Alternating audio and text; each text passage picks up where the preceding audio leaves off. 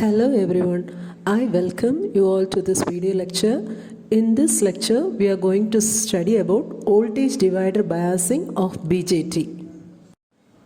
So this is the voltage divider biasing circuit diagram. So NPN transistor, here the voltage divider circuit is R1 and R2. We are having two resistors in parallel. So this only makes the voltage division here. Then two coupling capacitors are used for giving the AC signal as the input and to get the AC signal at the output.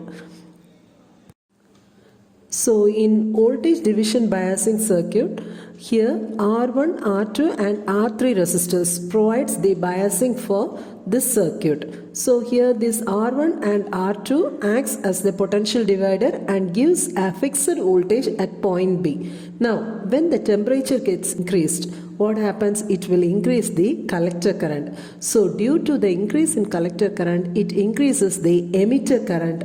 Therefore, the voltage drop across RE also increases. So due to this, it will reduce the voltage across base emitter voltage, that is VBE voltage gets reduced. So due to this, it again decreases the base current. So as the base current decreases, then automatically the collector current also gets decreased. So this reduction in collector current IC compensate for the original change in the IC. So here the compensation is done. So next we are going to perform the DC analysis.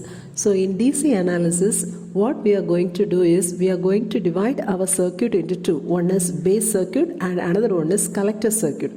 So in base emitter circuit, we have to apply the voltage divider theorem. So according to voltage division rule, VB, that is this is the point B, base. So the potential at this point VB is given by the total voltage VCC into the voltage across this resistor, because the voltage across this resistor will we will get that voltage at this point B. So R2 into I divided by R1 into the voltage across this resistor, R1 into I plus IB plus R2 into I. Since I is very greater than IB, we can write VB equal to total voltage into other branch resistance, that is R2 divided by sum of the branch resistances R1 plus R2. So next we are going to apply Kirchhoff's voltage law to the collector circuit. So this is our collector circuit. Here if we apply Kirchhoff's voltage law, we'll get VCC minus ICRC minus VCE, that is the voltage across collector emitter.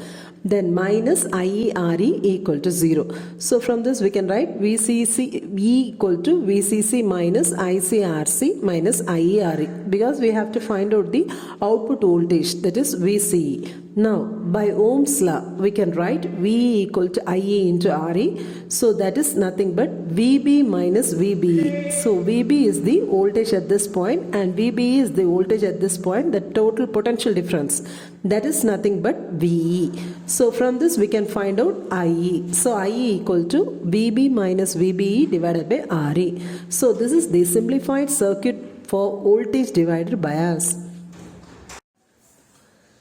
So here in the simplified voltage divider bias circuit, we have combined R1 and R2 resistors. Since R1 and R2 are in parallel, we can write RB equal to R1 parallel R2.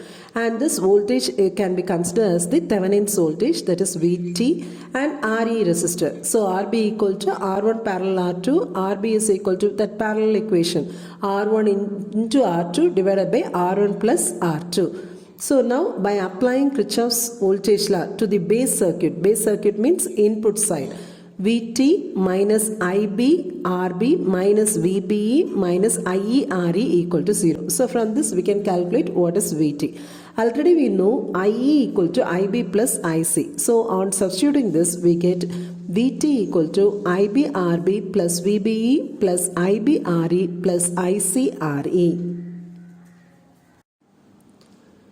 So here VT is equal to VBE plus IB into RB plus RE plus IC into RE. So from this equation calculate what is VBE. So VBE equal to VT minus IB into RB plus RE minus IC into RE. Since we know the gain, current gain, beta is equal to IC by IB. So IC can be written as beta into IB. So substituting this here and simplifying it, we get IB, base current, is equal to VT minus VBE divided by RB plus 1 plus beta into RE. So next we are going to calculate the stability factor for this voltage divided bias. So for that we have to apply Kirchhoff's voltage law in the input side, that is base emitter side. So VT equal to IBRB plus VBE plus IERE. So from this we have to simplify it. So on simplifying this we will get IB into RB plus RE equal to VT minus VBE minus ICRE. Now, stability factor, we need to know the value of dou IB by dou IC, because we have to substitute this value in the stability factor equation. So for that, we have to differentiate this equation with respect to IC. So if we differentiate this with the IC, we get dou IB divided by dou IC into RB plus RE, that is equal to minus RE, because this is a constant value, this is a constant value. So on differentiating this with respect to IC, we will get 0. So finally we get dou IB divided by dou IC equal to minus RE divided by RB plus RE. So we know stability factor S is equal to 1 plus beta divided by 1 minus beta into dou IB divided by dou IC. So there, instead of dou IB by dou IC, we have to substitute this. So finally we will get the stability factor S is equal to 1 plus beta divided by 1 plus beta into RE divided by RB plus RE. So this is the voltage divider biasing in BJT. So this is very important method, because the stability is more for this method. Also, the stability factor calculation is very simple. First we have to apply Kirchhoff's voltage law in the base emitter loop, then collector emitter loop to find the input current as well as output voltage. Then finally you will be calculating the stability factor. So I hope you all have understood voltage divider bias method in BJT. Thank you.